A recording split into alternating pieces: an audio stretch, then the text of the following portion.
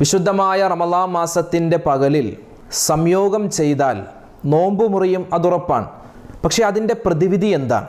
അങ്ങനെ നോമ്പ് മുറിഞ്ഞ ഒരാൾ, ഒരു പുരുഷൻ, ഒരു സ്ത്രീ പിന്നെ എന്താണ് ചെയ്യേണ്ടത്? ഇതൊരു വലിയൊരു സംശയമാണ്. ഇത്തരത്തിൽ നോമ്പ് മുറിയുന്ന കാര്യങ്ങളുമായി ബന്ധപ്പെട്ട് ഉസ്താദന്മാർക്ക് ഈ ലൈംഗികതയുമായി ബന്ധപ്പെട്ട കാര്യങ്ങൾ മാത്രമാണോ ഈ റമളാൻ മാസത്തിൽ പറയാനുള്ളത് എന്ന് പല ആളുകൾക്കും സംശയമുണ്ടാവും. പല ആളുകളും അങ്ങനെ ചോദിച്ചിട്ടുമുണ്ട്. റമളാനിൻ്റെ രാത്രിയിൽ ഭാര്യ ഭർത്താക്കന്മാർ തമ്മിൽ സംയോഗം ചെയ്ത് അപ്പോൾ തന്നെ കുളിക്കൽ നിർബന്ധമാണോ? അങ്ങനെ കുളിക്കാതെ അവർ കിടന്നുറങ്ങി പിന്നീട് അത്താഴം കഴിച്ചു നോമ്പിലേക്ക് പ്രവേശിച്ചാൽ കുഴപ്പമുണ്ടോ? നോമ്പ് കിട്ടുമോ? അത്തരത്തിലുള്ളൊരു ചോദ്യമുണ്ട്. അപ്പോൾ മറ്റൊരു സംശയം, എന്താണ് ഈ ജനാബത്ത് കുളിയുടെ നീയത്ത് എന്താണ് ഉസ്താദേ? നോമ്പ് മുറിയുന്ന കാര്യങ്ങളിൽ ഏറ്റവും ഗൗരവമുള്ള മറ്റൊരു കാര്യമാണ് സ്വയംഭോഗം എന്നുള്ളത്. സ്വയംഭോഗം ചെയ്താൽ നോമ്പ് മുറിയുമെന്ന് അറിയാം. എന്നാൽ അതിൻ്റെ പ്രതിവിധി എന്താണ്? അസ്സലാമു അലൈക്കും വറഹ്മത്തുള്ളാഹി വബറകാത്ത്. വിശുദ്ധ റമളാനുമായി ബന്ധപ്പെട്ട് നോമ്പ് മുറിയുന്ന കാര്യങ്ങൾ, അതിൻ്റെ പ്രതിവിധികൾ, അതാണ് നമ്മൾ ചർച്ച ചെയ്തു വരുന്നത്. നോമ്പ് മുറിയുന്ന കാര്യങ്ങളിൽ ഏറ്റവും ഗുരുതരമായി പണ്ഡിതന്മാർ പരിചയപ്പെടുത്തിയ ഒരു കാര്യമാണ് നോമ്പിൻ്റെ പകലിൽ, റമളാൻ മാസത്തിൻ്റെ പകലിൽ ഭാര്യ ഭർത്താക്കന്മാർ തമ്മിൽ സംയോഗം ചെയ്യുക എന്നത്. സംയോഗം ചെയ്താൽ നോമ്പ് മുറിയും എന്ന് നമുക്കെല്ലാവർക്കും അറിയാം. എങ്കിലും അങ്ങനെ സംയോഗം ചെയ്ത് നോമ്പ് മുറിഞ്ഞാൽ പിന്നെയുള്ള പ്രതിവിധി എന്താണ് എന്ന് പലർക്കും സംശയമുണ്ട്.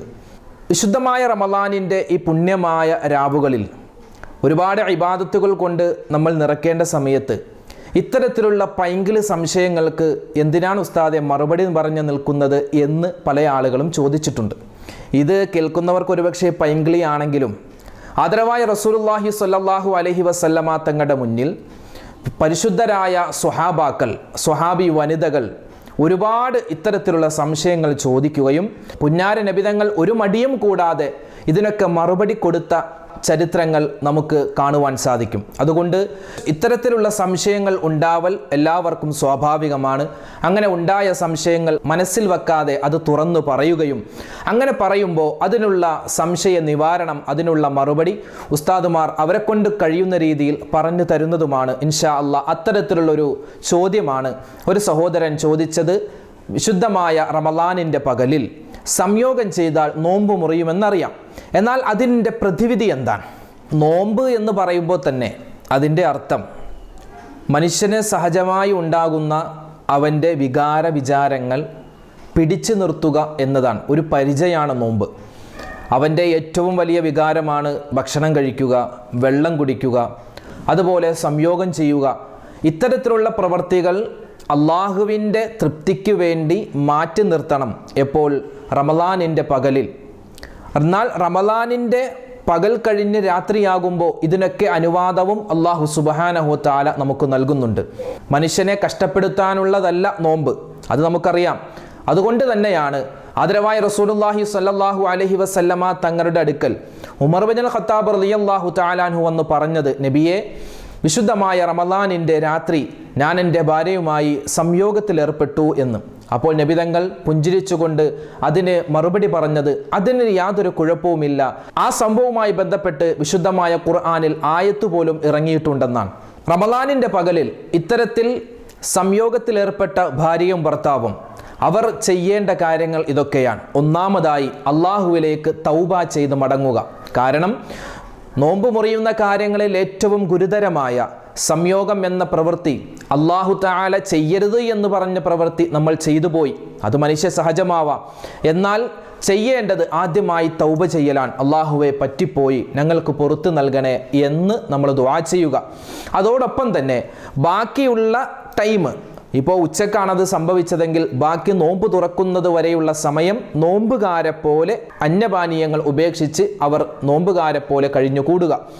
പിന്നെ ചെയ്യേണ്ടത് ഈ നഷ്ടപ്പെട്ട നോമ്പ് റമളാൻ കഴിഞ്ഞ് മറ്റൊരു ദിവസങ്ങളിൽ അത് പിടിച്ചു വീട്ടൽ നിർബന്ധമാണ്. അഥവാ ആ നഷ്ടപ്പെട്ട നോമ്പ് ഖളാ വീട്ടൽ നിർബന്ധമാണ്. പിന്നെയോ ആ പുരുഷനെ സംബന്ധിച്ചിടത്തോളം അവന് കഫാറത്ത് കൊടുക്കൽ നിർബന്ധമാണ്. കാരണം നോമ്പ് മുറിയുന്ന കാര്യങ്ങളിൽ ഏറ്റവും ഗുരുതരമായ സംയോഗം ചെയ്ത കാരണത്താൽ ആ പുരുഷന് കഫാറത്ത് കൊടുക്കൽ നിർബന്ധമാണ്. എന്താണ് കഫാറത്ത്? കഫാറത്ത് എന്ന വാക്കിൻ്റെ അർത്ഥം പ്രായച്ചിത്തം എന്നാണ്. അതായത് അള്ളാഹു നിഷിദ്ധമാക്കിയ ആ പ്രവൃത്തി ആ സമയത്ത് ചെയ്തതുകൊണ്ട് അതിന് പ്രായച്ചിത്തം ചെയ്യണം. എങ്ങനെ? പുരുഷനെ സംബന്ധിച്ചിടത്തോളം നിർബന്ധമായ 3 കാര്യങ്ങളാണ്. ഒന്ന്, പ്രായച്ചിത്തം നമ്പർ 1, അവൻ ഒരു അടിമയെ മോചിപ്പിക്കണമെന്നാണ്. മുഅ്മിനായ ഒരു അടിമയെ മോചിപ്പിക്കണമെന്നാണ്. നമുക്കറിയാം ഇന്ന് അടിമാ സമ്പ്രദായം ഇല്ലാത്തതിനാൽ ആ ഒന്നാമത്തെ കഫാറത്ത് നമ്മൾ മാറ്റിവെച്ചാൽ രണ്ടാമത്തെ കഫാറത്ത് നബി സല്ലല്ലാഹു അലൈഹി വസല്ലമ തങ്ങളുടെ ഹദീസിൽ നിന്ന് മനസ്സിലാകുന്നു. രണ്ടാമത്തെ കഫാറത്ത് 2 മാസം തുടർച്ചയായി നോമ്പ് പിടിക്കണം എന്നതാണ്. 2 മാസം തുടർച്ചയായി നോമ്പ് പിടിക്കണം. ഇനി ഒരു മനുഷ്യൻ 2 മാസം തുടർച്ചയായി നോമ്പ് പിടിക്കുമ്പോൾ 1 മാസം കഴിഞ്ഞു, അടുത്ത മാസത്തിലേക്ക് പ്രവേശിക്കുമ്പോൾ അവൻ ഒന്ന് വിചാരിച്ചു 1-2-3 ദിവസം കഴിഞ്ഞിട്ട് അടുത്ത മാസം നോമ്പ് പിടിക്കാം. പക്ഷേ അങ്ങനെ അവൻ വിചാരിച്ച് ആ 2 ദിവസം നോമ്പ് ഉപേക്ഷിച്ചാൽ പിന്നെ അവൻ പിടിക്കുന്ന നോമ്പ് ആദ്യം തൊട്ടായിരിക്കും പിന്നെ എണ്ണുന്നത്. അഥവാ നോമ്പ് പിടിച്ച് 2 മാസം പൂർത്തിയാവാൻ ഒരാഴ്ച കൂടിയേ ഉള്ളൂ. അവൻ എന്ത് ചെയ്തു? അവൻ ക്ഷീണിച്ച് 2-3 ദിവസത്തെ നോമ്പ് വിട്ടു. എന്നാൽ പിന്നെ അവൻ പിടിക്കുമ്പോൾ ആ ഒന്നാമത്തെ നോമ്പ് തൊട്ടേ അത് കരുതുകയുള്ളൂ. അത്രത്തോളം ഗൗരവമുള്ളതാണ് ഈ കഫാറത്തിൻ്റെ നോമ്പ്. അതുകൊണ്ട് അത്തരത്തിലുള്ള പ്രവൃത്തികളിലേക്ക് വിശുദ്ധമായ റമളാനിൻ്റെ പകലിൽ നമ്മൾ പോവാതിരിക്കണം. പിന്നെയോ ഇനി ഒരു മനുഷ്യനെ സംബന്ധിച്ചിടത്തോളം അവനിക്ക് ഈ 2 മാസം തുടർച്ചയായി നോമ്പ് പിടിക്കാൻ പറ്റുന്നില്ല, അവൻ രോഗിയാണ്, അല്ലെങ്കിൽ അവൻ്റെ കച്ചവടത്തിന് വേണ്ടിയോ അല്ലെങ്കിൽ അവൻ്റെ മഈശത്ത് അവൻ്റെ കുടുംബത്തെ പോറ്റാൻ അവൻ യാത്ര ചെയ്യുന്ന ആളാണ്. യാത്രക്കാരനെ സംബന്ധിച്ചിടത്തോളം നോമ്പ് നിർബന്ധമല്ലല്ലോ. അപ്പോൾ ഈ ഒരു സാഹചര്യത്തിൽ 2 മാസം തുടർച്ചയായി അവനിക്ക് നോമ്പ് പിടിക്കാൻ പറ്റുന്നില്ല എങ്കിൽ മൂന്നാമത്തെ കഫാറത്ത് വിശുദ്ധമായ ഹദീസുകളിൽ കാണാം. പണ്ഡിതന്മാർ നമുക്ക് പറഞ്ഞു തരുന്നു, 60 മിസ്കീന്മാർക്ക്, 60 പാവപ്പെട്ട ആളുകൾക്ക് അവൻ ഭക്ഷണം കൊടുക്കണം. ഏത് ഭക്ഷണമാണ് കൊടുക്കേണ്ടത്? അവൻ ഏത് നാട്ടിലാണോ താമസിക്കുന്നത് അവൻ്റെ നാട്ടിൽ വ്യാപകമായി ഉപയോഗിക്കുന്ന ധാന്യം ഏതാണോ, നമ്മുടെ നാട്ടിൽ അത് അരിയാണ്, അപ്പോൾ അത് തന്നെ അവൻ 60 മിസ്കീന്മാർക്ക് കൊടുക്കൽ വാജിബാണ്. ഇതാണ് 3 കഫാറത്ത്. അപ്പോൾ ഒന്നാമത് അടിമയെ മോചിപ്പിക്കലാണ്. അത് നമുക്ക് സാധിക്കുന്നില്ലെങ്കിൽ 2 മാസം തുടർച്ചയായി നോമ്പ് പിടിക്കണം. അതിനും സാധിക്കുന്നില്ലെങ്കിൽ 60 മിസ്കീന്മാർക്ക് ഭക്ഷണം കൊടുക്കണം. ഇനി ഇതിനൊന്നും സാധിക്കാത്ത ഒരു മനുഷ്യൻ, പാവപ്പെട്ട ഒരു മനുഷ്യനാണ് എങ്കിൽ ഈ കഫാറത്തിൽ നിന്നും അവൻ ഒഴിവാകുന്നതാണ്. ഈ കഫാറത്ത് നമുക്ക് പറഞ്ഞു തരുന്നത് വിശുദ്ധമായ റമളാനിൽ നിന്നും ഏതെങ്കിലും ഒരു നോമ്പ് നഷ്ടപ്പെടുത്തിയാൽ, ഇത്തരത്തിൽ സംയോഗം കൊണ്ട് ഏതെങ്കിലും ഒരു നോമ്പ് നഷ്ടപ്പെടുത്തിയാൽ അവനിക്കുള്ള കഫാറത്താണെങ്കിൽ 1, 2, 3 ഒക്കെ നോമ്പ് നഷ്ടപ്പെടുത്തിയാൽ 4 മാസവും 6 മാസവും 8 മാസവും ഒക്കെ നോമ്പ് പിടിക്കാതെ നമുക്ക് ഈ വിഷയത്തിൽ നിന്നും യാതൊരു പ്രായച്ചിത്തവും ഉണ്ടാവുകയില്ല. അതുകൊണ്ട് പ്രത്യേകം ശ്രദ്ധിക്കുക. നോമ്പ് മുറിയുന്ന കാര്യങ്ങളിൽ ഏറ്റവും ഗുരുതരമായി പണ്ഡിതന്മാർ എണ്ണുന്ന ഒരു കാര്യമാണ് സംയോഗം എന്നുള്ളത്. അതുകൊണ്ട് അത്തരത്തിലുള്ള പ്രവർത്തികളിൽ നിന്നും റമളാനിൻ്റെ പകലിൽ നമ്മൾ മാറി നിൽക്കുക. അല്ലാഹു തആല തൗഫീക്ക് നൽകി അനുഗ്രഹിക്കുമാറാവട്ടെ. ഇവിടെ പ്രത്യേകം ശ്രദ്ധിക്കേണ്ടത്, എൻ്റെ ഉമ്മമാർക്ക് വലിയൊരു ഇളവാണ് വിശുദ്ധമായ ദീൻ ഇവിടെ കൊടുക്കുന്നത്. ഇങ്ങനെ റമളാനിൻ്റെ പകലിൽ സംയോഗത്തിൽ ഏർപ്പെട്ടു പോകുന്ന പുരുഷനും സ്ത്രീയും ഭാര്യ ഭർത്താക്കന്മാർ തമ്മിൽ സംയോഗത്തിൽ ഏർപ്പെട്ടതിന് ശേഷം അവർ നിർബന്ധമായും നോമ്പ് ഖളാ വീട്ടണം, 2 പേരും. എന്നാൽ ഇവിടെ കഫാറത്ത് കൊടുക്കേണ്ടത് പുരുഷൻ മാത്രമാണ്. സ്ത്രീക്ക് കഫാറത്തുമായി യാതൊരു ബന്ധവുമില്ല. അവൾ അടിമയെ മോചിപ്പിക്കുകയോ അല്ലെങ്കിൽ 2 മാസം തുടർച്ചയായി നോമ്പ് പിടിക്കുകയോ അല്ലെങ്കിൽ 60 മിസ്കിന്മാർക്ക് ഭക്ഷണം കൊടുക്കുകയോ ഒന്നും ചെയ്യേണ്ടതില്ല. ഇത് സ്ത്രീകൾക്ക് വിശുദ്ധമായ ദീൻ കൊടുക്കുന്ന ഒരു ഇളവാണ്. എന്നാൽ എനിക്ക് ഇളവുണ്ട് എന്ന് പറഞ്ഞ് ഇത്തരത്തിലുള്ള പ്രവൃത്തികളിലേക്ക് റമളാൻ മാസത്തിൻ്റെ പകലിൽ നമ്മൾ മുതിരാൻ പാടില്ല. കാരണം വിശുദ്ധമായ ദീൻ നോമ്പ് മുറിയുന്ന കാര്യങ്ങൾ പരിചയപ്പെടുത്തുമ്പോൾ ഏറ്റവും ഗുരുതരമായിട്ട് പരിചയപ്പെടുത്തുന്ന കാര്യമാണ് സംയോഗം എന്നുള്ളത്. അത് പ്രത്യേകം ശ്രദ്ധിക്കുക. അതുപോലെ റമളാനിൻ്റെ രാത്രികളിൽ ഇത്തരത്തിൽ ഭക്ഷണങ്ങൾ കഴിക്കുന്നതിനോ അല്ലെങ്കിൽ ഇത്തരത്തിൽ ഭാര്യയുമായി സല്ലപിക്കുന്നതിനോ അല്ലെങ്കിൽ അവരുടെ കൂടെ കിടന്നുറങ്ങുന്നതിനോ വിശുദ്ധമായ ദീൻ യാതൊരു തടസ്സവും നിൽക്കുന്നില്ല. പക്ഷെ റമളാനിൻ്റെ പകലിൽ അത് അള്ളാഹുവിന് വേണ്ടിയുള്ള പകലാണ്. അതിൽ നമ്മൾ യാതൊരു കൂട്ടിക്കലർത്തലും ചെയ്യാൻ പാടില്ല. അപ്പോൾ ചില ആളുകൾക്ക് സംശയമുണ്ടാകും, റമളാനിൻ്റെ രാത്രിയിൽ ഭാര്യ ഭർത്താക്കന്മാർ തമ്മിൽ സംയോഗം ചെയ്ത് അപ്പോൾ തന്നെ കുളിക്കൽ നിർബന്ധമാണോ? അങ്ങനെ കുളിക്കാതെ അവർ കിടന്നുറങ്ങി പിന്നീട് അത്താഴം കഴിച്ചു നോമ്പിലേക്ക് പ്രവേശിച്ചാൽ കുഴപ്പമുണ്ടോ, നോമ്പ് കിട്ടുമോ? അത്തരത്തിലുള്ളൊരു ചോദ്യമുണ്ട്. ചില ആളുകൾ ചോദിക്കുന്നത്, റമളാനിൻ്റെ രാത്രിയിൽ തറാവീഹ് കഴിഞ്ഞ് നമ്മൾ നിയ്യത്ത് വെക്കാറുണ്ട്. അപ്പോഴാണ് ശാഫിഈ മദ്ഹബ് അനുസരിച്ച് നിയ്യത്ത് വെക്കേണ്ടത്. ഇൻഷാ അല്ലാഹ് അതിനെപ്പറ്റി നമുക്ക് മറ്റൊരു വീഡിയോയിൽ സംസാരിക്കാം. ആ നിയ്യത്ത് വെച്ച് കഴിഞ്ഞ് ഇത്തരത്തിൽ നോമ്പ് മുറിയുന്ന കാര്യങ്ങൾ, അതായത് സംയോഗം പോലെ, ഭക്ഷണപാനീയങ്ങൾ പോലെ ഏതെങ്കിലും ഒരു പ്രവൃത്തി ചെയ്താൽ അവൻ വീണ്ടും സുബഹിക്ക് മുമ്പ് നിയ്യത്ത് മടക്കേണ്ടതുണ്ടോ എന്ന് ചില സഹോദരിമാർ സംശയം ചോദിച്ചു. അങ്ങനെ മടക്കേണ്ട ആവശ്യം ഇല്ല. അതാണ് അതിൻ്റെ ഉത്തരം. നമ്മൾ തറാവീഹ് കഴിഞ്ഞ് നമ്മൾ നിയ്യത്ത് വെച്ചു. നിയ്യത്ത് വെച്ചതിന് ശേഷം സ്വാഭാവികമായി നമ്മൾ ഭക്ഷണം കഴിക്കുന്നു, നമ്മൾ വെള്ളം കുടിക്കുന്നു. അതൊക്കെ നോമ്പ് മുറിയുന്ന കാര്യങ്ങളാണ്. അതുപോലെ ഭാര്യ ഭർത്താക്കന്മാർ തമ്മിൽ ചിലപ്പോൾ സംയോഗത്തിൽ ഏർപ്പെടുന്നു. അതിനൊക്കെ ശേഷം വീണ്ടും ആ നിയ്യത്ത് വെക്കേണ്ട ആവശ്യം ഇല്ല. ആ നിയ്യത്ത് നമുക്ക് കിട്ടുന്നതാണ്. ആ നിയ്യത്തോടു കൂടെ തന്നെ നമുക്ക് അടുത്ത ദിവസം നോമ്പിലേക്ക് പ്രവേശിക്കാവുന്നതുമാണ്. ഇനി പറഞ്ഞു വന്നത്, നമ്മൾ റമളാൻ മാസത്തിന്റെ രാത്രിയിൽ ഇത്തരത്തിൽ സംയോഗം ചെയ്താൽ ആ സംയോഗം ചെയ്തതിന് ശേഷം കുളിക്കാതെ നമുക്ക് നോമ്പിലേക്ക് പ്രവേശിക്കാൻ പറ്റുമോ? അങ്ങനെ നോമ്പ് കിട്ടുമോ? നോമ്പ് കിട്ടുന്നതാണ്. നമ്മൾ സംയോഗം കഴിഞ്ഞ് നമ്മൾ കിടന്നുറങ്ങി, അത്താഴത്തിന് എഴുന്നേറ്റു, അത്താഴം കഴിച്ചു, സുബഹിയുടെ ബാങ്ക് വിളിച്ചു, എന്നാൽ നോമ്പ് നമുക്ക് തുടർന്ന് കൊണ്ടുപോകാം, നോമ്പുകാരാണ് നമ്മൾ. എന്നാൽ അത്തരത്തിൽ കുളിയെ വൈകിപ്പിക്കൽ പാടില്ലാത്തതാണ്. കാരണം സുബഹി ഏതായാലും നമസ്കരിക്കണമല്ലോ. സുബഹി ഖളാ ആക്കാതെ നമസ്കരിക്കണമെങ്കിൽ നമ്മൾ കുളിക്കൽ വാജിബാണ്. അതുകൊണ്ട് അത്തരത്തിൽ അത്താഴം കഴിച്ചതിന് ശേഷമോ അല്ലെങ്കിൽ അത്താഴത്തിന് മുമ്പോ കുളിച്ച് ശുദ്ധിയായി നമ്മൾ നോമ്പിലേക്ക് പ്രവേശിക്കലാണ് ഏറ്റവും അഫ്ളൽ. അതിനാൽ നോമ്പുകാരായി നമ്മൾ സംയോഗത്തിൽ ഏർപ്പെട്ടാൽ അന്നത്തെ രാത്രി കുളിക്കാൻ പറ്റുമെങ്കിൽ കുളിച്ചിട്ട് കിടക്കുക. ഇനി കുളിക്കാനുള്ള സാഹചര്യമില്ല എങ്കിൽ ഒന്നുകിൽ അത്താഴത്തിന് എഴുന്നേക്കുന്ന സമയത്ത് കുളിക്കുക, അല്ലെങ്കിൽ അത്താഴം കഴിച്ച് ബാങ്ക് വിളിക്കട്ടെ, സുബഹി ബാങ്ക് വിളിക്കട്ടെ, അതിനുശേഷം കുളിച്ച് സുബഹി നമ്മൾ ഖളാ ആക്കാതെ നിസ്കരിക്കുക. ഇതാണ് ആ സംശയത്തിനുള്ള മറുപടി. ഇവിടെ പ്രത്യേകം ശ്രദ്ധിക്കേണ്ടത്, സംയോഗത്തിൽ ഏർപ്പെട്ട് നമ്മൾ പിറ്റേന്ന് അത്താഴം കഴിച്ച് നോമ്പിലേക്ക് പ്രവേശിക്കുന്നു. അതൊരു 7 മണി 8 മണി ആയാലും ആ നോമ്പ് നമുക്ക് കിട്ടും. 7 മണിയായിട്ടും 8 മണിയായിട്ടും നമ്മൾ കുളിച്ചില്ല, പക്ഷെ നോമ്പിന്റെ പ്രതിഫലം നമുക്ക് കിട്ടിക്കൊണ്ടിരിക്കും. എന്നാൽ അവിടെ കുളിക്കാത്ത കാരണത്താൽ സുബഹി നമുക്ക് നമസ്കരിച്ചാൽ ആ നിസ്കാരം ശരിയാവില്ല. അപ്പൊ സുബഹി നമസ്കാരം ശരിയാകണമെങ്കിൽ സുബഹി നമസ്കാരം ഖളാ ആകുന്നതിന് മുമ്പ് അവിടെ കുളിച്ച് ശുദ്ധിയാവേണ്ടതുണ്ട്. ഇനി ഒരാൾ ശുദ്ധിയായില്ലെങ്കിൽ നോമ്പ് അവനിക്ക് കിട്ടുന്നതാണ്. എന്നാലും ആ സുബഹി നമസ്കാരം പോലോത്ത നമസ്കാരങ്ങൾ ശരിയാകണമെങ്കിൽ അവൻ വലിയ കുളി, അവൻ ജനാബത്ത് കുളി, ആ നിയ്യത്ത് വെച്ച് കുളിക്കൽ വാജിബാണ്. ആണിനും പെണ്ണിനും വാജിബാണ്. അത് പ്രത്യേകം ശ്രദ്ധിക്കുക. അപ്പോൾ മറ്റൊരു സംശയം, എന്താണ് ഈ ജനാബത്ത് കുളിയുടെ നിയ്യത്ത് എന്താണ് ഉസ്താദേ? എൻ്റെ ഉമ്മമാര് പ്രത്യേകം ശ്രദ്ധിക്കുക, എൻ്റെ ഉപ്പമാര് പ്രത്യേകം ശ്രദ്ധിക്കുക. പലപ്പോഴും വലിയ കുളി നമ്മൾ കുളിക്കാറുണ്ട്. പല ആളുകളും നിയ്യത്ത് വെക്കാൻ മറന്നു പോകും. ചില ആളുകൾ കുളിച്ച് കഴിഞ്ഞാണ് ഓർക്കുന്നത് നിയ്യത്ത് വെച്ചില്ലല്ലോ, ഇനി പോട്ടെ കുഴപ്പമില്ല എന്ന രീതിയിൽ അവർ ലാഘവത്തോട് കൂടി എടുക്കാറുണ്ട്. എന്നാൽ ജനാബത്ത് എത്രത്തോളം ഗൗരവമാണോ അതേപോലെ തന്നെ ഗൗരവമുള്ള കാര്യമാണ് ജനാബത്ത് കുളിയിൽ നിയ്യത്ത് വെക്കുക എന്നുള്ളത്. അങ്ങനെ നിയ്യത്ത് വെക്കാതെ നമ്മൾ എത്ര തേച്ചൊരച്ച് കുളിച്ചാലും നമ്മുടെ ആ കുളി ശരിയാകുന്നില്ല. ബാഹ്യമായി നോക്കുമ്പോൾ അഴുക്കെല്ലാം പോകും, പക്ഷെ ആന്തരികമായി നോക്കുമ്പോൾ അള്ളാഹുവിൻ്റെ അടുക്കൽ ആ കുളി ശരിയായിട്ടില്ല.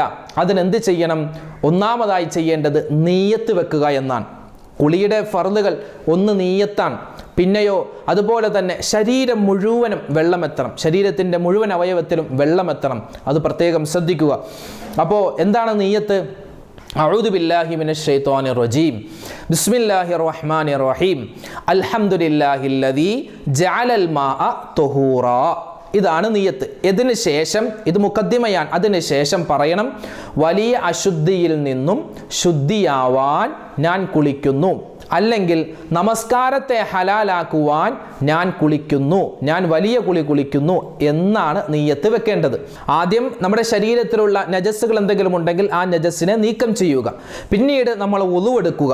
ഉളുവെടുത്തതിന് ശേഷം ഈ നിയ്യത്ത് വെച്ച് ശരീരം മുഴുവനും വെള്ളമൊലിപ്പിച്ചാൽ ആ കുളി ശരിയായി. പിന്നെ ശരീരത്തിൽ സോപ്പ് തേക്കുക അല്ലെങ്കിൽ തേച്ചരച്ച് കുളിക്കുക, അതൊന്നും കുളിയുടെ ഫർളോ അല്ലെങ്കിൽ കുളിയുടെ ഷർത്തിലോ പെട്ടതല്ല. ശരീരത്തിൽ മുഴുവനും വെള്ളം എത്തുക, ഇതാണ് ജനാബത്ത് കുളിയിൽ നമ്മൾ പ്രത്യേകം ശ്രദ്ധിക്കേണ്ടത്. നിയ്യത്തും അതുപോലെ തന്നെ ശരീരം മുഴുവനും എല്ലാ അവയവത്തിലും വെള്ളം എത്തിക്കണം. അപ്പോൾ പ്രത്യേകം ശ്രദ്ധിക്കണം, ആദ്യം നമ്മുടെ ശരീരത്തിലുള്ള അഴുക്കുകൾ നീക്കുക, പിന്നെ വുളൂ ചെയ്യുക. അപ്പോൾ വുളൂ ചെയ്താൽ അവിടെ വുളൂ കിട്ടുമോ? വുളൂ കിട്ടും. കാരണം കുളിക്ക് മുമ്പ് വുളൂ ചെയ്യൽ പ്രത്യേകം സുന്നത്താണ്. അത് നബി തങ്ങൾ നമുക്ക് പഠിപ്പിച്ചു തന്ന കാര്യമാണ്. അത് നബി തങ്ങളുടെ ചര്യയാണ്. അങ്ങനെ വുളൂഇന് ശേഷം നമ്മൾ വലിയ അശുദ്ധിയുടെ നിയ്യത്ത് വെക്കുക. അതിനുശേഷം ശരീരം മുഴുവനും വെള്ളം ഒലിപ്പിക്കുക. അപ്പോൾ ഒരു സംശയമുണ്ടാകും, ഉസ്താദെ, വലിയ അശുദ്ധിക്കാരൻ അവൻ നോമ്പ് പിടിച്ചുകൊണ്ട് അവൻ ജനാബത്ത് കുളി, വലിയ കുളി കുളിക്കുമ്പോൾ അവൻ്റെ മൂക്കിലേക്കോ അല്ലെങ്കിൽ പൊക്കിൽ കുഴിയിലേക്കോ അല്ലെങ്കിൽ ചെവിയിലേക്കോ ഒക്കെ വെള്ളം കയറിയാൽ നോമ്പ് മുറിയില്ലേ എന്ന്. അതൊരു സംശയമാണ്. എന്നാൽ ഇവിടെ പറയാനുള്ളത്, പണ്ഡിതന്മാർ പറഞ്ഞു തരുന്നു, വലിയ അശുദ്ധിക്കാരനാവട്ടെ വലിയ അശുദ്ധി ഇല്ലാത്തവനാവട്ടെ കുളിക്കുന്ന സമയത്ത് മുങ്ങിക്കുളിക്കരുത്. മുങ്ങിക്കുളിച്ചാൽ നമ്മുടെ അവയവത്തിൻ്റെ, തുറന്ന അവയവത്തിൻ്റെ ഉള്ളിലേക്ക് വെള്ളം കയറാൻ വളരെ സാധ്യത കൂടുതലാണ്. അതുകൊണ്ട് അത്തരത്തിലുള്ള കുളികൾ ഒഴിവാക്കലാണ് വേണ്ടത്.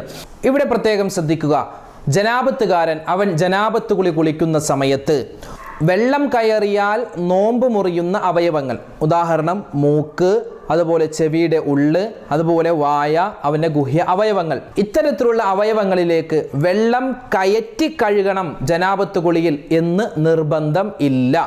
പ്രത്യേകം ശ്രദ്ധിക്കുക, ജനാബത്ത് കുളിക്കുന്ന സമയത്ത് ഇത്തരത്തിലുള്ള മൂക്കിൻ്റെ ഉള്ള്, അതുപോലെ ചെവിയുടെ ഉള്ള്, അതുപോലെ വായയുടെ ഉള്ള്, അതുപോലെ ഗുഹ്യ അവയവങ്ങളുടെ ഉള്ള്, ഇതൊക്കെ ജനാബത്തുകാരൻ ജനാബത്ത് കുളിക്കുമ്പോൾ വെള്ളം കയറ്റി അവിടെയൊക്കെ കഴുകണം എന്ന് ജനാബത്ത് കുളിയിൽ നിർബന്ധമില്ല. പിന്നെയോ, ജനാബത്ത് കുളിയിൽ നിന്നും കഴുകൽ നിർബന്ധമായ ഭാഗം നമ്മൾ കഴുകുന്നതിൻ്റെ ഇടയിൽ ഇത്തരത്തിലുള്ള ഈ തുറന്ന ദ്വാരങ്ങളിലേക്ക് വെള്ളം അഥവാ കയറിപ്പോയാൽ അവിടെ അവൻ്റെ നോമ്പ് മുറിയുന്നതുമല്ല. ഇത് പ്രത്യേകം ശ്രദ്ധിക്കുക, ഇതൊരു മസലയാണ്. അതായത് ജനാബത്തുകാരനെ സംബന്ധിച്ചിടത്തോളം തുറന്ന അവയവങ്ങൾ ഉള്ളിലേക്ക് വെള്ളം കയറ്റി കഴുകണം. നോമ്പുകാരനായ ജനാബത്തുകാരൻ അവൻ ഉള്ളിലേക്ക് വെള്ളം കയറ്റി കഴുകണം എന്ന് ജനാബത്ത് കുളിയിൽ നിർബന്ധമില്ല. ഇനി അവൻ കഴുകൽ നിർബന്ധമായ ഭാഗം, അവൻ്റെ കൈ, അവൻ്റെ മുഖം, അവൻ്റെ കാല്, അവൻ്റെ ശരീരത്തിൻ്റെ മറ്റു അവയവങ്ങൾ, ഇതൊക്കെ കഴുകുന്നതിൻ്റെ ഇടയിൽ, അവൻ മുഖം കഴുകുന്നതിൻ്റെ ഇടയിൽ മൂക്കിൻ്റെ ഉള്ളിലേക്ക് വെള്ളം കയറിപ്പോയി, അല്ലെങ്കിൽ തലയിൽ വെള്ളം ഒഴിച്ചപ്പോൾ സ്വാഭാവികമായി വെള്ളം അതിൻ്റെ ഉള്ളിലേക്ക് കയറിപ്പോയാൽ അവൻ്റെ നോമ്പ് നഷ്ടപ്പെടുന്നതുമല്ല. നോമ്പുകാരനായ ജനാബത്തുകാരൻ്റെ കാര്യമാണ് പറയുന്നത്. അത് പ്രത്യേകം ശ്രദ്ധിക്കുക. അപ്പോൾ ഒരാൾക്ക് സംശയമുണ്ടാകും, ഉസ്താദെ, ഈ പറഞ്ഞതൊക്കെ മനസ്സിലായി, എന്താണ് ഈ ജനാബത്ത്? ഇതിൻ്റെ അർത്ഥം എന്താണ്? അർത്ഥം മറ്റൊന്നുമല്ല, അശുദ്ധിക്കാരൻ അല്ലെങ്കിൽ അശുദ്ധിക്കാരി എന്ന അർത്ഥമാണ് ഈ ജനാബത്ത് എന്ന വാക്കിന് ഉള്ളത്. അതായത് പുരുഷനെ സംബന്ധിച്ചിടത്തോളം അവൻ്റെ ലിംഗത്തിൽ നിന്നും മനീയ്, ശുക്ലം പുറത്തേക്ക് പോയാൽ അത് ഏത് രീതിയാവട്ടെ, അവൻ സംയോഗം ചെയ്താവട്ടെ അല്ലെങ്കിൽ ഉറക്കത്തിൽ സ്വപ്നസ്ഖലനം ഉണ്ടാവട്ടെ, എങ്ങനെയാണെങ്കിലും ശുക്ലം പുറത്തേക്ക് പോയാൽ അവൻ ജനാബത്തുകാരനാണ്. പെണ്ണിനെ സംബന്ധിച്ചിടത്തോളം അവർ പുരുഷന്മാരെ പോലെ വലിയ അശുദ്ധിക്കാരിയായാൽ, അതുപോലെ തന്നെ ആർത്തവകാരിയായാലും ഇതുപോലെ ജനാബത്തിൻ്റെ ഹുക്കുമിലാണ് അവർ പെടുന്നത്. നോമ്പ് മുറിയുന്ന കാര്യങ്ങളിൽ ഏറ്റവും ഗൗരവമുള്ള മറ്റൊരു കാര്യമാണ് സ്വയംഭോഗം എന്നുള്ളത്. സ്വയംഭോഗം ചെയ്താൽ നോമ്പ് മുറിയുമെന്ന് അറിയാം. എന്നാൽ അതിൻ്റെ പ്രതിവിധി എന്താണ്? മറ്റൊരു സംശയം, കഫാറത്ത് കൊടുക്കൽ നിർബന്ധമാണോ? അങ്ങനെ നിർബന്ധമാണെങ്കിൽ എന്താണ് കഫാറത്തായിട്ട് കൊടുക്കേണ്ടത്? നല്ലൊരു ചോദ്യമാണ്. വിശുദ്ധമായ ഫിഖഹിൻ്റെ കിതാബുകളിൽ നമുക്ക് കാണാം, നോമ്പ് മുറിയുന്ന കാര്യങ്ങൾ എണ്ണിപ്പറയുന്ന സ്ഥലത്ത് ആദ്യമായി പറയുന്നത് സംയോഗമാണ്. സംയോഗം ചെയ്താൽ നോമ്പ് മുറിയും, അതിന് കഫാറത്തുണ്ട്. അത് ഏതൊക്കെയാണ് നമ്മൾ മുമ്പ് ചർച്ച ചെയ്തു. പിന്നീട് പറയുന്നത് സ്വയംഭോഗം ചെയ്യുക എന്നതാണ്. സ്വയംഭോഗം എന്നുള്ളത് വിശുദ്ധമായ ദീനിനെ സംബന്ധിച്ചിടത്തോളം ഏറ്റവും ഗുരുതരമായി പരിചയപ്പെടുത്തിയ തെറ്റാണ്. ഒരു സ്ത്രീയെ സംബന്ധിച്ചിടത്തോളം അല്ലെങ്കിൽ പുരുഷനെ സംബന്ധിച്ചിടത്തോളം അവൻ്റെ ജീവിതത്തിൽ ചെയ്യാൻ പാടില്ല എന്ന് ദീൻ നിഷ്കർഷിച്ച ഒരു പാപമാണ് സ്വയംഭോഗം എന്നുള്ളത്. കാരണം ശാരീരികമായും മാനസികമായും ദീൻപരമായും ഒരുപാട് വൈകൃതങ്ങൾ ഉണ്ടാകുന്ന ഒരു സ്വഭാവമാണ് ആ സ്വഭാവം. കാരണം വിശുദ്ധമായ ദീനിൻ്റെ 4 മദ്ഹബുകൾ, ഷാഫിഈ മദ്ഹബ്, അതുപോലെ ഹംബലി മദ്ഹബ്, അതുപോലെ ഹനഫി മദ്ഹബ്, മാലിക്കി മദ്ഹബ്, ഈ മദ്ഹബിൻ്റെ ഇമാമുമാർ ഒരു എക്സ്ക്യൂസ് നമുക്ക് പറഞ്ഞിട്ടില്ലാത്ത കാര്യമാണ് സ്വയംഭോഗം എന്നുള്ളത്. പക്ഷേ മഹാനായ ഇമാം അഹ്മദ് ബിൻ ഹംബൽ തങ്ങൾ പറയുന്ന ഒരു എക്സ്ക്യൂസ് എന്നാൽ, അതായത് ഒരു മനുഷ്യൻ അവൻ അടുത്ത നിമിഷത്തിലേക്ക് വ്യഭിചാരത്തിലേക്ക് പോകുമെന്ന് അവനിക്ക് ഉറപ്പായാൽ ആ സമയത്ത് സ്വയംഭോഗം ചെയ്യാമെന്ന് പറയുന്നുണ്ടെങ്കിലും എന്നാൽ അതിൽ നിന്നും മാറി നിൽക്കലാണ് വേണ്ടത് എന്ന് മഹാനവറുകൾ അവിടെ പരിചയപ്പെടുത്തുന്നുണ്ട്. അപ്പോൾ ഒരു മനുഷ്യൻ റമളാനിൻ്റെ പകലിൽ ഇത്തരത്തിൽ മോശമായ ഈ പ്രവൃത്തി ചെയ്താൽ അവൻ ഒരുപാട് പാപങ്ങൾ ചെയ്തവരുടെ കൂട്ടത്തിൽപ്പെടും. കാരണം ഒന്ന്, അത് ഹറാമായ, സാധാരണ ദിവസങ്ങളിലും ചെയ്യാൻ പാടില്ലാത്തൊരു ഹറാം അവൻ ചെയ്തു. 2, വിശുദ്ധമായ പരിശുദ്ധമായ പരിപാവനമായ റമളാനിൻ്റെ പകലിൽ നോമ്പുകാരനായിരിക്കെ ആ പ്രവൃത്തി ചെയ്യുമ്പോൾ അള്ളാഹുവിൻ്റെ ഭാഗത്ത് നിന്നും വലിയ ശിക്ഷയാണ് അവനിക്ക് കിട്ടാനുള്ളത്. അള്ളാഹു നമ്മളെ കാത്തുരക്ഷിക്കുമാറാവട്ടെ. ഇനി ഒരു മനുഷ്യൻ അവൻ്റെ ചില ദൗർബല്യ നിമിഷത്തിൽ അങ്ങനെ ചെയ്തു പോയാൽ, ഒരു സ്ത്രീയാവട്ടെ പുരുഷനാവട്ടെ അങ്ങനെ ചെയ്തു പോയാൽ അവൻ ചെയ്യേണ്ട പ്രായച്ചിത്തം എന്താണ്? അവൻ ചെയ്യേണ്ട പ്രതിവിധി, അവൻ ഏത് സമയത്താണോ ആ പ്രവൃത്തി ചെയ്തത് അതിന് ശേഷം ബാക്കി നോമ്പ് തുറക്കുന്ന ആ സമയം വരെ അവൻ നോമ്പുകാരനെ പോലെ തന്നെ കഴിയണം. അവൻ പിന്നെ ഭക്ഷണം കഴിക്കലോ അല്ലെങ്കിൽ വെള്ളം കുടിക്കലോ ചെയ്യാൻ പാടില്ല. അതുപോലെ തന്നെ ആദ്യമായി ചെയ്യേണ്ടത് അസ്തഗ്ഫിറുല്ലാഹ്, അല്ലാഹുവേ ഞാനത് ചെയ്തു പോയി, പടച്ചവനെ എനിക്ക് നീ പൊരുത്തപ്പെട്ട് നൽകണേ. ആദ്യമായി അവൻ തൗബ ചെയ്യണം. ശേഷം അവൻ ആ നോമ്പ് തുറക്കുന്ന സമയം വരെ അവൻ നോമ്പുകാരനെ പോലെ കഴിയണം. പിന്നീട് ആ നോമ്പ് റമളാനിന് ശേഷം അവൻ പിടിച്ചു വീട്ടേണ്ടതാണ്. ഇതാണ് അവൻ ചെയ്യേണ്ടത്. അവനിക്ക് അവിടെ പ്രത്യേകിച്ച് കഫാറത്തോ അല്ലെങ്കിൽ അടിമയെ മോചിപ്പിക്കലോ അല്ലെങ്കിൽ 60 മിസ്കിന്മാർക്ക് ഭക്ഷണം കൊടുക്കലോ അല്ലെങ്കിൽ 2 മാസമോ 3 മാസമോ നോമ്പ് പിടിക്കലോ അവനിക്ക് അവിടെ കഫാറത്തായിട്ട് വിശുദ്ധമായ ദീൻ പരിചയപ്പെടുത്തുന്നില്ല. അവൻ ചെയ്യേണ്ടത് ഒരു കാര്യം, അവൻ തൗബ ചെയ്യണം. രണ്ടാമത്തെ കാര്യം, അവൻ ഇംസാക്ക് അഥവാ ഏത് സമയമാണോ നോമ്പ് തുറക്കാൻ വരെ ഉള്ളത് ആ സമയം വരെ അവൻ നോമ്പുകാരനെ പോലെ കഴിയണം. 3, അവൻ ആ നോമ്പ് ഖളാ വീട്ടണം. ഇത് പ്രത്യേകം ശ്രദ്ധിക്കുക. അപ്പോൾ ചില ആളുകൾ ചോദിക്കും, ഉസ്താദേ അങ്ങനെ സ്വയം ഭോഗത്തിൽ ഏർപ്പെട്ടു പക്ഷെ മനീയ് പുറത്തേക്ക് വന്നില്ല എങ്കിൽ നോമ്പ് മുറിയുമോ? അങ്ങനെയാണെങ്കിൽ നോമ്പ് മുറിയില്ല. എപ്പോഴാണോ മനീയ് പുറത്തേക്ക് വരുന്നത്, ശുക്ലം പുറത്തേക്ക് വരുന്നത്, ആ സമയത്താണ് നോമ്പ് മുറിയുന്നത്. അല്ലാഹു തആല ഇതുപോലുള്ള കാര്യങ്ങളൊക്കെ മനസ്സിലാക്കി ഇതിൽ നിന്നെല്ലാം മാറി നിന്ന് നല്ല മുത്തഖീങ്ങളിൽ ഉൾപ്പെടാനുള്ള തൗഫീക്ക് നമുക്ക് നൽകുമാറാവട്ടെ. അല്ലാഹു തആല ഇതൊക്കെ സ്വീകരിക്കുമാറാവട്ടെ. ആരൊക്കെ നമ്മുടെ വീഡിയോകൾക്ക് താഴെ എന്തെല്ലാം കമൻറ്റുകൾ രേഖപ്പെടുത്തുന്നു എല്ലാവർക്കും അല്ലാഹു തആല ആഫിയത്തുള്ള ദീർഘായുസ് നൽകുമാറാവട്ടെ. അവരുടെയും പല ആളുകളും വിളിച്ച്, ഉസ്താദേ ഞങ്ങൾക്ക് കമൻറ്റ് എഴുതാൻ അറിയില്ല, നിങ്ങൾക്ക് വേണ്ടി നിങ്ങൾ ദുആരക്കണേ എന്ന് പറയാറുണ്ട്. ആരൊക്കെ ദുആവസിയത്ത് പറഞ്ഞിട്ടുണ്ടോ എല്ലാവരുടെയും മനസ്സിലുള്ള ഹലാലായ മുറാദുകൾ അല്ലാഹു ഹാസിലാക്കുമാറാവട്ടെ. രോഗങ്ങൾക്ക് ശിഫാ നൽകുമാറാവട്ടെ. നമ്മുടെ വീടുകളിൽ അല്ലാഹു സമാധാനവും ഐശ്വര്യവും നൽകുമാറാവട്ടെ. ഭാര്യയുടെ സ്വഭാവം നന്നാവാൻ ഭർത്താവ്, ഭർത്താവിൻ്റെ സ്വഭാവം നന്നാവാൻ ഭാര്യ, മക്കളുടെ സ്വഭാവം നന്നാവാൻ മാതാപിതാക്കൾ, അങ്ങനെ ഒരുപാട് ദുആവസിയത്ത് അല്ലാഹു നമ്മുടെ എല്ലാവരുടെയും ദുന്യാവും ആഖിറവും സലാമത്തിലാക്കട്ടെ. നമ്മുടെ മക്കളുടെ പരീക്ഷകൾ അല്ലാഹു എളുപ്പത്തിലാക്കുമാറാവട്ടെ. മരണപ്പെട്ടു പോയവർക്ക് മഗ്ഫിറത്ത് നൽകട്ടെ. ഈ പരിശുദ്ധമായ റമളാൻ നമുക്ക് അല്ലാഹു അനുകൂലമാക്കട്ടെ. ആമീൻ.